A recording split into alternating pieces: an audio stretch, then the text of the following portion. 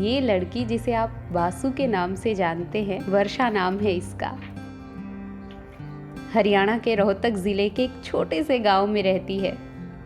अब प्रकृति ने प्रकृति ही ऐसी बनाई है कि एकांत के बिना अपने कार्य ही नहीं कर पाती। घर में एकांत मिलता नहीं और गांव से बाहर जाने का विकल्प नहीं था। बस कुछ 8-10 महीने पहले की ही बात है। पड़ोस में स्थित इस परिवेश ने इसे आशा दी एकांत देने की और बदले में मांगा परिश्रम, बहुत सारा परिश्रम। फिर क्या था, ऐसी जमी दोनों की कि काया पलट की यात्रा ने जीवन ही बदल डाला दोनों का। चहक उठा था दोनों का जीवन कला से सुशोभित होके। क्या ही अनुभव रहे।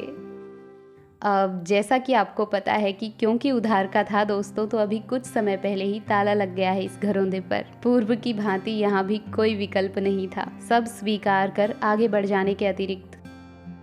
हाँ, सरल नहीं है, कदापि सरल नहीं है, परंतु इस अस्थाई परिवेश ने मुझे अनगिनत ऐसे स्थायी अनुभव दिए दोस्तों, जो सदैव मेरे साथ रहेंगे।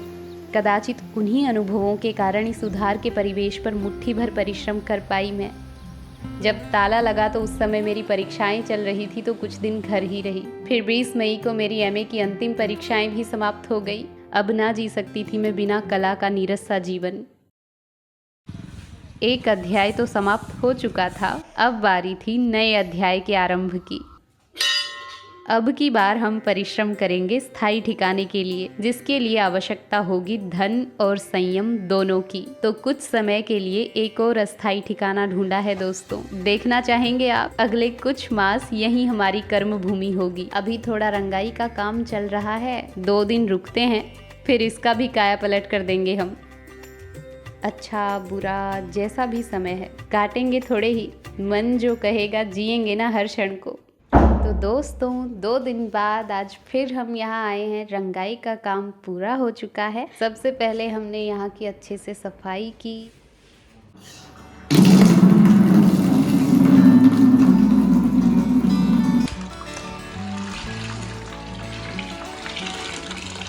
खिड़की, दरवाजे, तल क्षेत्र सब साफ कर हम करने वाले हैं इस परिवेश को भी सुशोभित अपनी सांस्कृतिक कलाकृतियों से। की सफाई में लगी बेचारी। हाँ, ये पक्का है, तल क्षेत्र भी माटी का नहीं है, फिर भी इसकी दीवारों को मैं गेरू से रंगने वाली हूँ। तो सबसे पहले तो ममता दीदी पूरे कक्ष में जहाँ जहाँ गेरू लगाना है वहाँ वहाँ चिन्ह लगाती हैं, अर्थात मार्किंग करती हैं, क्योंकि नाप माप के कामों को लेकर मैं तो बड़ी आलसी हूँ दोस्तों। मेरी दीदी काम कर रही हैं और मैं बैठी बैठी उनको तक रही हूँ।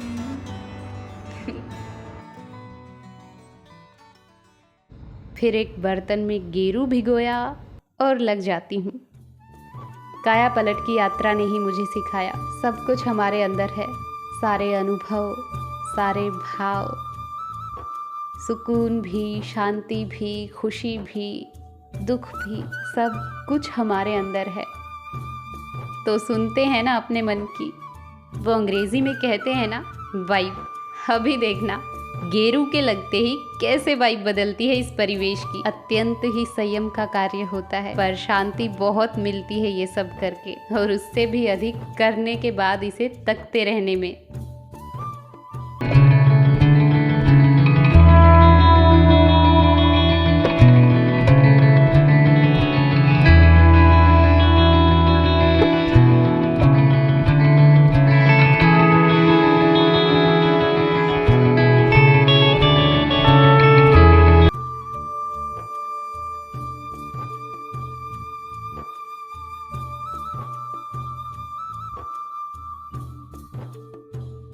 दो दिन थोड़ा थोड़ा करके कुछ इतना कर पाई।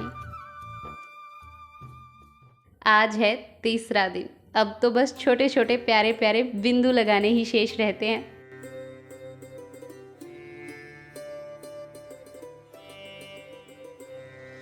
देखना कितना प्यारा लगता है। वैसे तो ये चित्रकारी पूर्णतः माप से भी बनाई जा सकती है, परंतु मैं तो बिन माप के ही बनाती हूँ, क्योंकि रोही तो बनती थी गांव में। वो समान भाव तो इन टेढ़ी मेढ़ी कलाकृतियों में ही महसूस होता है ना।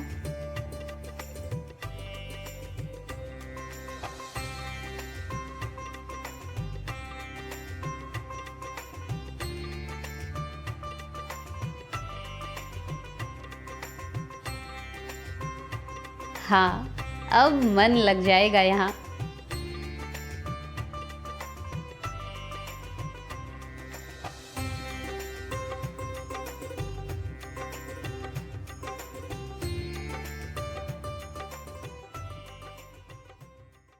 आज का सारा काम समाप्त हो जाने के बाद सांझ के समय हम बनाते हैं अपने लिए सात्विक भोजन। सब्जी वाली सात्विक रोटी खाई है कभी आपने? आज वही बना रहे हैं हम। कोई भी एक हरी सब्जी और एक हरी मिर्च। लौकी को अच्छे से छील के, धो के, काट के इसे कूट लेना है, मतलब एक पेस्ट बना लेना है।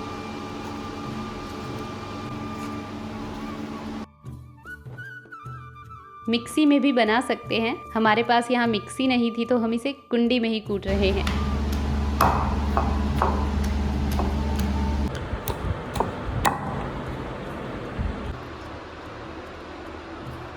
फिर एक कटोरी आटे के साथ इसे गूंथ लेते हैं और 15-20 मिनट के लिए ऐसे ढक के रख देते हैं। इससे रोटी नरम नरम बनेंगी।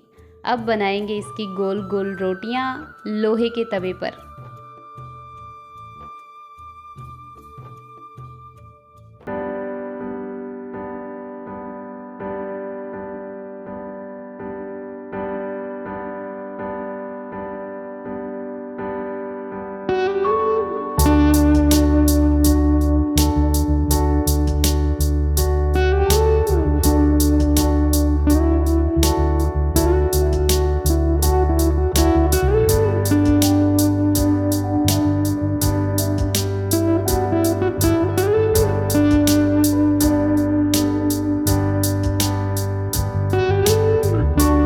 आप कहेंगे कि आपने अपनी बहन से तो मिलवाया ही नहीं। क्या करूं दोस्तों, वो दिखना ही नहीं चाहती हैं कैमरा पे। मिलवाती हूं कभी। हमारे चैनल का ये ऐसा पहला लॉन्ग वीडियो है दोस्तों। पता नहीं कैसा लगा होगा आपको, परंतु मुझे बहुत अच्छा लग रहा है आपके साथ ये क्षण और ये अनुभव साझा करके। प्रतीक्षा रहेगी आपकी टिप्पणी की। अब यहाँ तक आए ही हो तो कुछ तो कह के जाना ही, भले ही अपने बारे में। मिलते हैं दोस्तों, तब तक के लिए अपना बहुत सारा ध्यान रखना और हमेशा हंसते रहना।